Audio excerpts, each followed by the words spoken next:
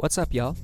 Welcome back to an ESPN NFL 2K5 franchise rebuild with the Detroit Lions, and it is playoffs time, baby. We had a fantastic regular season, and although we dropped one of our last games against the Chicago Bears, we did win against the Arizona Cardinals and the Oakland Raiders to close out the season 15-1. So before we go into our playoff game, we have to find out who we're playing. We have our wild card matchups: Baltimore taking on Kansas City, Tennessee taking on Cleveland, Green Bay against Arizona, and then we will be taking on the winner of Chicago and Atlanta. And lo and behold, the Chicago Bears are all ours heading into the divisional round. So let's take a look at SportsCenter and see exactly how these wildcard games ended up.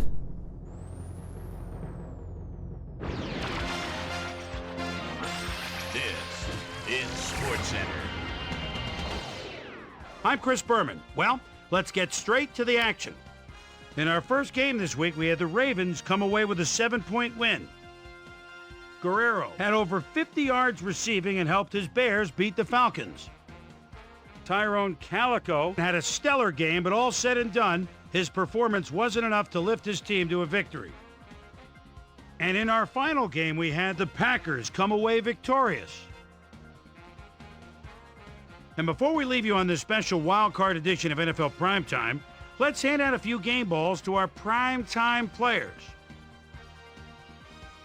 That'll do it, everybody. I'm Chris Berman. Thanks for joining us in the Bristol studios. We'll see you for the Division Championships here on ESPN, the worldwide leader in sports. So with the wild card week behind us, we have our matchup for the divisional round, and we have a rematch against the team that we lost against just a few weeks ago against the Chicago Bears. Quick look here, and usually I don't show off that we have no injuries, but we've had Zach Thomas on the injury report for so long, it's just nice to have it be blank. Now, on the other side of the ball for Chicago, we've got Rex Grossman, who absolutely slapped us around in that win against us 4 weeks ago. You can see Anthony Thomas here, the A-Train as they like to call him, with 833 yards in his first year of being the bona fide starter on his 219 carries, and Marty Booker in his 9th year is at a 90 overall heading into this game, still an elite receiver for the Chicago Bears, but not many weapons for the Bears outside of that on the offense and on the defense. You can't say the Chicago Bears in this era without thinking about Brian Urlacher, 96 overall in his 8th season, looking to make some noise for this team. Charles Peanut Tillman also still on this Bears squad, only had 2 interceptions all season. That feels low, but he is a 93 overall cornerback.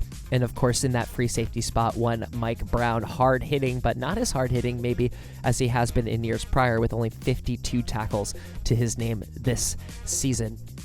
So you can see here an elite defense against an elite offense, but we definitely have the advantage if we can hold their offense in check.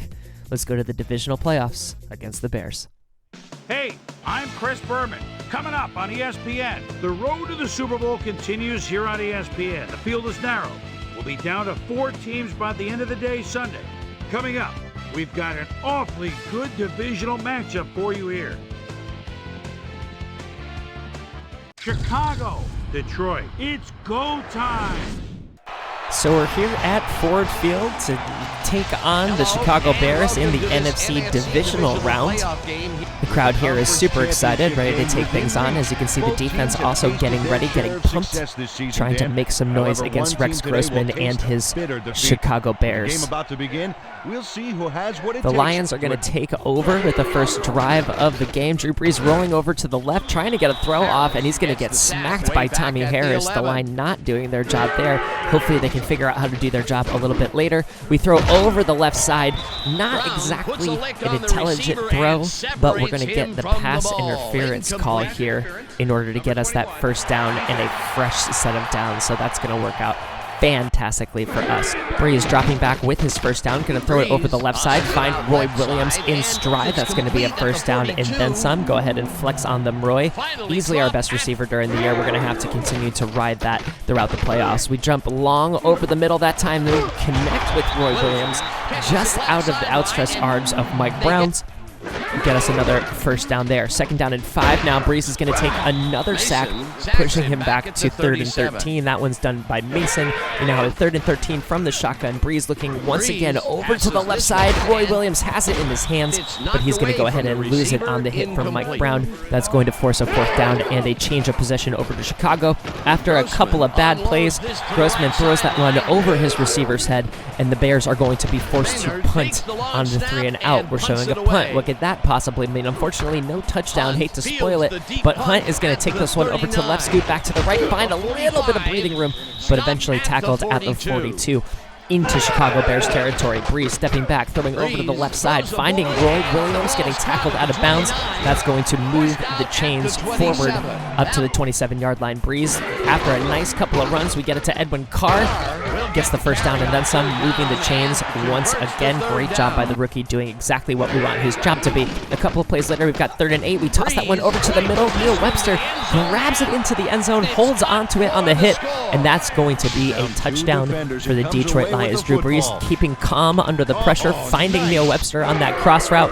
The kick is up and good, and we are up 7-0 with time getting low in this first quarter, and that'll actually send us into the end of the first quarter with the Lions being up by a score of 7-0. So a better start than we definitely had against the Bears the first time out that we played them. Second quarter now, the Bears trying to make something out of something, and that one is nearly picked. I think maybe Trufant prevented that one from being picked off, but that's going to be another 4th down and another punt for the Chicago Bears. Hunt getting another chance to get a return, going to run left and catch a face mask, so that's going to be another nice return just on the fact that the Bears special teams are going to go ahead and rip a face mask as well as giving up a somewhat decent return on that play. So that's going to get us all the way up to the 34-yard line. Breeze going to roll out to his left, not have enough time to get the ball off Brown that time, getting the sack for the Bears. 2nd and forever. Breeze stepping up, finding Brett Richards over the middle. We have a mismatch of Brett Richards against against Brian Urlacher, as much as a mismatch against Brian Urlacher can happen. And we've got another first down thanks to the pass game.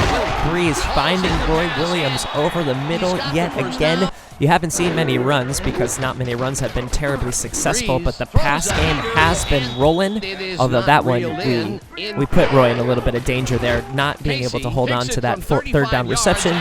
Casey's going to step up, knock in the 35-yard field goal, and that's a 9-play, 47-yard drive to get up 10-0 here in this first half. A-Train Thomas finally going to get a decent run, finally tackled by Boss Bailey using his speed, but that's going to be like a 16 or 17-yard run, moving the chains way down for the Bears. A play or two later was going to throw it to nobody over the middle, but we're going to get a pass interference call slapped on us right here. I'm not really sure where the pass interference was. Allegedly, it was on one of our linebackers, but it will give the Bears a fresh set of down after getting, I love this play, after getting a couple of plays, the ball gets knocked out of the receiver's hands. We have to watch this again because it happens so fast.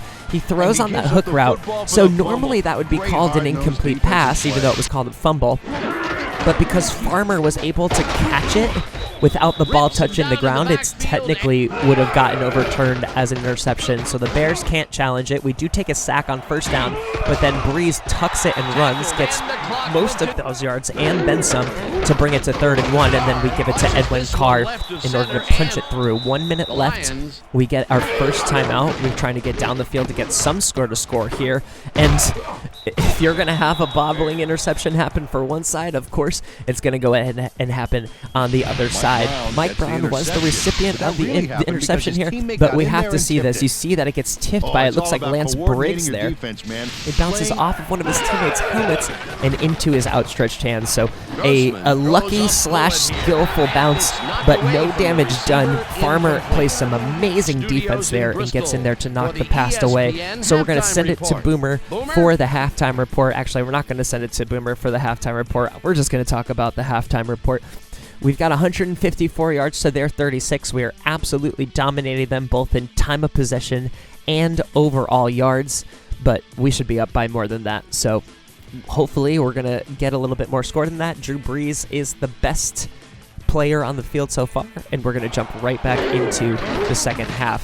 The Bears looking for a first down on third down. They connect with Booker there. That's going to be a first down and then some. Move the chains here starting off the second half. 3rd and 4 now, and we're going to play some solid defense. Boss Bailey gets his hand on that one, forcing the 4th down, and the ball goes back to the Lions. Breeze seeing a ton of room downfield. I'm laughing because I'm watching him dive like a madman in front of me on my screen, but it's a first down regardless. Breeze trying to get some room again. This time he cannot break free and is going to get sacked for a loss of 2 by Seth Payne. 2nd and 12. Drew Brees tossing deep over that right side. Roy Williams cannot come up with it. I'm sorry, and that was a 3rd down, so that means we punt the ball right back to the Bears. Cedric Navarro, our third year, our first round pick. We're trying to make Cedric Navarro a thing. He gets the sack for us there.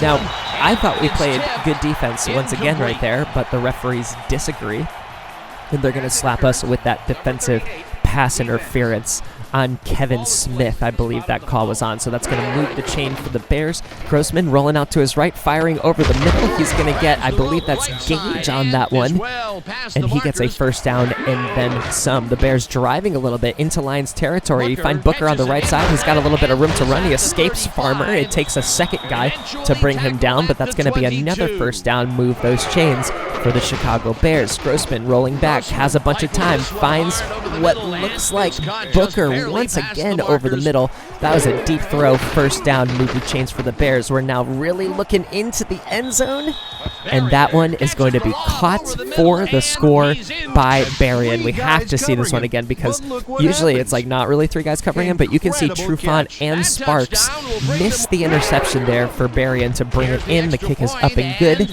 and just like that, the Chicago Bears are within striking distance of taking over this game.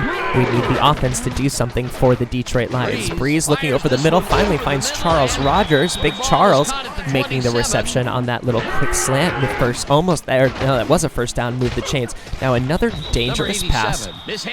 Probably should have been intercepted. It was technically dropped, but we absolutely get bailed out by the Bears on this defensive pass interference. So thank you to the Bears for making our lives a little bit easier, and we headed to the 4th quarter up by a score of 10-7. We've got 3rd down, we've got 4 wideouts, and who else are we going to pass it to other than Roy Williams on the quick slant to get the first down, moving the chains, keeping the drive alive for the Lions. Breeze tossing this one deep over the right side for Dewey Walters, and he somehow comes away with it over the outstretched arms of 2 defenders. He did not take the full out route that I thought he would, but he makes it regardless. Drew Brees getting away from one guy, can't stop himself quick enough to get away from Odom. Another sack for the Chicago Bears, but a 4th down field goal opportunity. Casey steps up and he smacks it in from 28 yards out. So with just under 5 minutes to go, we are up by a score of 13-7, a full touchdown. Another sack by Cedric Navarro. He's able to break through and gets Rex Grossman before he can run it himself. Rex running out of time, throws it to the right side to Barney Booker, I believe.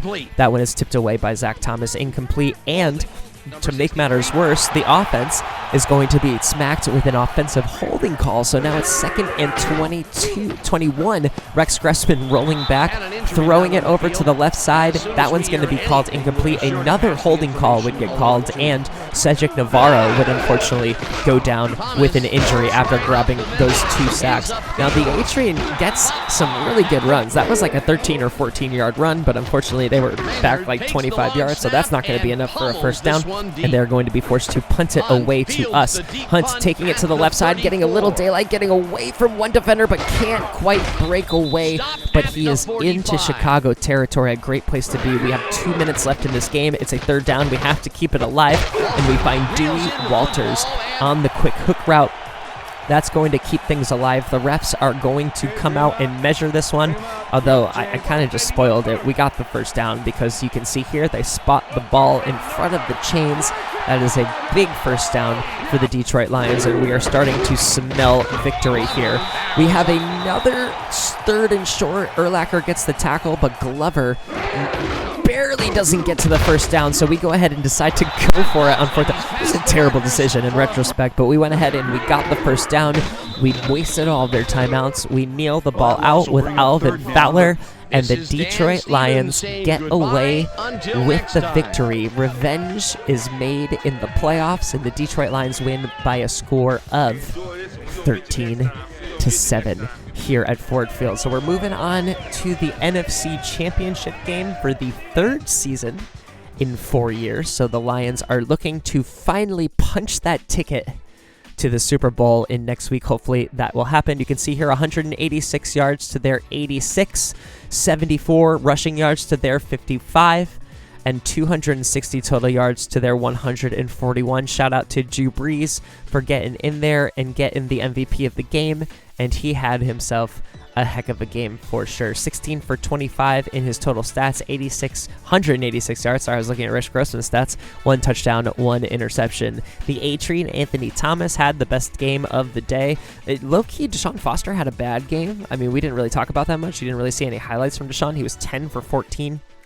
But of course, we had Roy Williams to keep things afloat, 5 for 78. Our passing game was definitely going to be the thing that helped us get through the finish line of this game, and our defense really stepped up in a big way. Our best tackler of the day was Sam Hamilton. He had 4 of them things.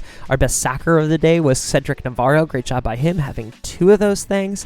And then our 1 interception went to Mike Brown from the Chicago Bears. So looking at what we have for the rest of the playoffs, it looks like we will be playing the Philadelphia Eagles, who defeated the Green Bay Packers. And then on the other side of the coin, the Ravens will be taking on the Indianapolis Colts. So the next time we come back, we'll be taking on those Philadelphia Eagles. We'll see who wins between the Ravens and the Colts beforehand. And for the last time in this episode, we'll send it to Chris Berman for a little SportsCenter.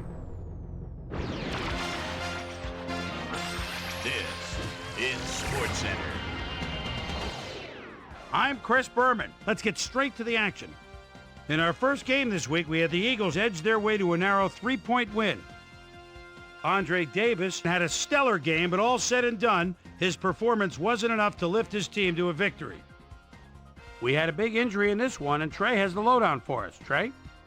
All right, Boomer, thanks. Fortunately, just a single injury to report this week, but unfortunately, it's a season-ending injury. Dre Bly will miss the remainder of the season, so now that secondary is going to have to really come together if they're going to make up for his absence. So that'll do it for now. Chris, let's send it back to you. In a long-standing NFC rivalry, we had the Lions end up with a perfect 16-0 season. And last but not least, we had the Ravens come away victorious. So as the field narrows to 4, let's hint at a few special playoff-sized game balls to this weekend's primetime players. That'll do it, everyone. I'm Chris Berman. Thanks so much for joining us in the Bristol studios. We'll see you for the conference championships here on ESPN, the worldwide leader in sports. Thanks for hanging out, everybody. If you enjoyed what you saw and you got this far, leave a like, leave a comment on the video for engagement, and don't forget to smash up on that subscribe button. Thanks for being here, and if you just watched from start to finish, I truly appreciate you as well. So thanks for hanging out. We'll look forward to seeing you on the next one.